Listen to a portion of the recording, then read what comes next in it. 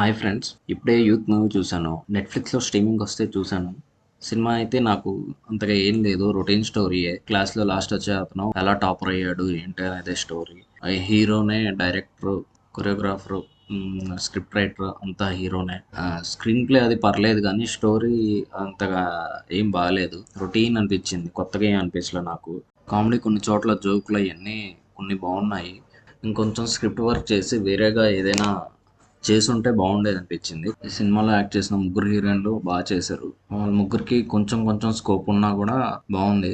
Hero మదర్‌గా act చేసిన దేవదర్శిని గారు కూడా బాగా చేశారు. ఈవిడ 'కాంచన' మూవీలో లారెన్స్ వాళ్ళ వదిన. అలాగే హీరోగా ఫాదర్‌గా యాక్ట్ చేసిన సూరజ్ గారు బాగా యాక్ట్ చేశారు. ఈయన మలయాళం యాక్టర్.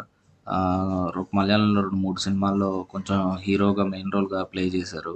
ఈ సినిమాలో హీరోగా యాక్ట్ చేసిన రియల్ ఫాదర్ కూడా యాక్టరే.